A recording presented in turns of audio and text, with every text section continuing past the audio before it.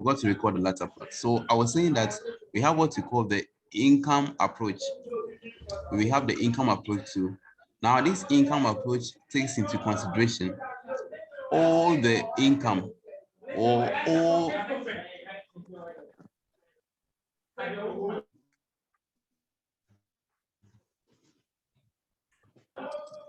income that are being generated.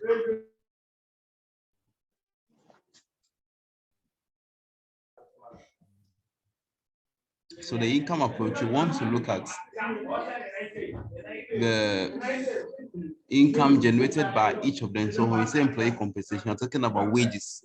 It's not the fact that you're going to do something or you're supposed to be paid for something. We want to look at the wages that you'll be getting. We call something rent. Yes, we call something interest, and we have profit. So we want to look at how much.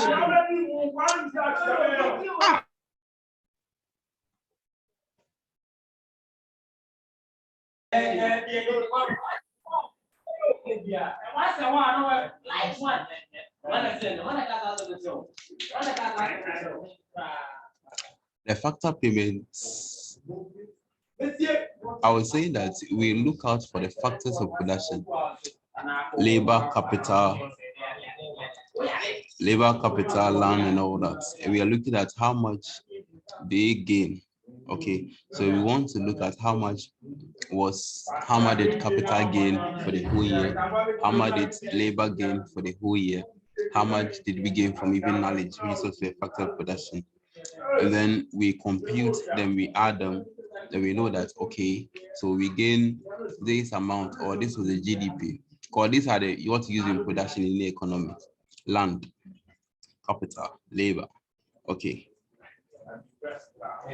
Okay, so they're asking us why we use more than one method to calculate GDP. Why not only expenditure approach, which is the most popular one? Okay, because of what? Errors. So because somebody sent me some solution yesterday and asked me why we are getting a particular value. He used the expenditure approach and he used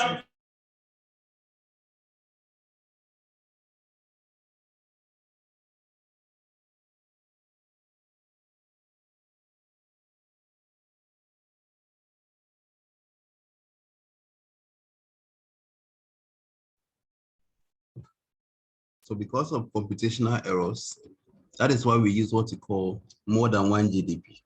Okay, good. And one thing that you need to know is we have problems under GDP too. We have, like I told you earlier, we have underground economy, people engage in bad activity, illegal sort of. So if you do mining, Galamsey, is it included in GDP? No.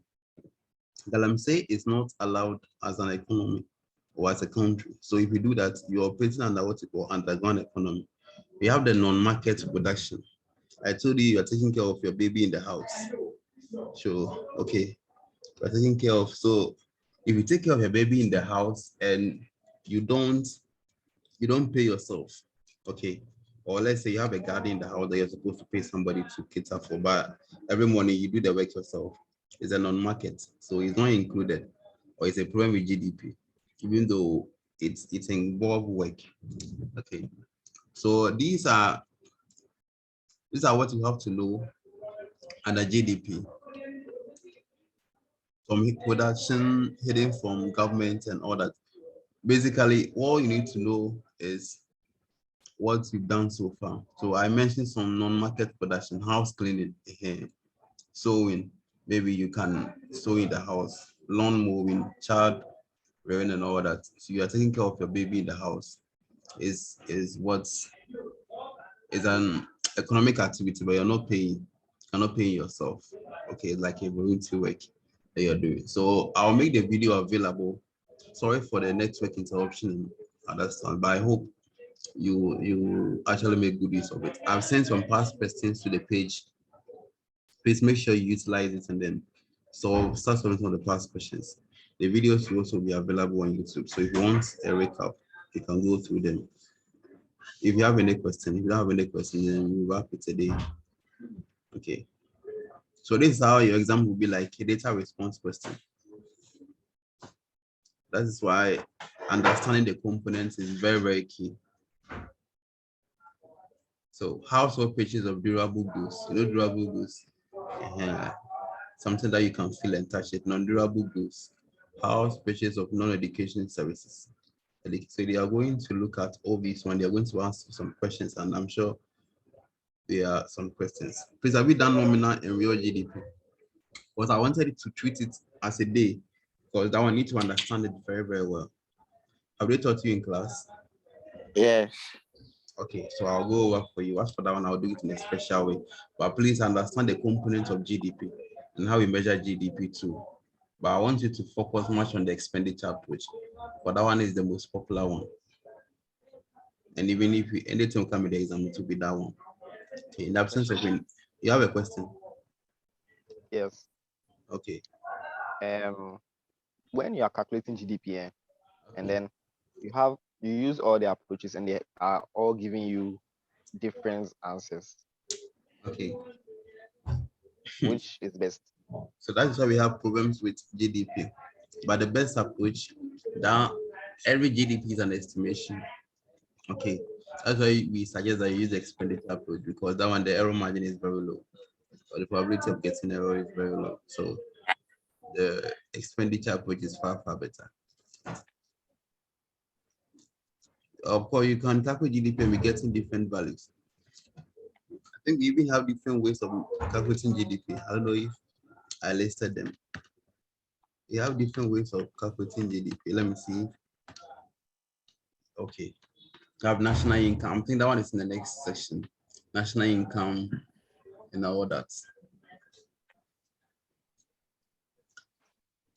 Any other question? What's statistical discrepancy? What is what? Statistical discrepancy. So it's like you gathering a data from and getting an error. Just like Ghana here, you were supposed to do what you call census for every 10 years. Okay. 10 years. And because of COVID, we couldn't do it. We couldn't do it in a particular year. So if you want to calculate or estimate based on a particular range, of course, we'll be having statistical discrepancies.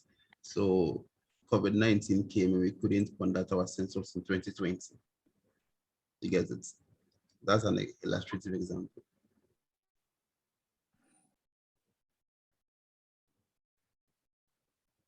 Please, any other question? I want to end the meeting so that I'll make the videos available by evening. Okay, in the absence of any question, let's take the rest to the pages. And if you have any question, you can send them to me. So, thank you.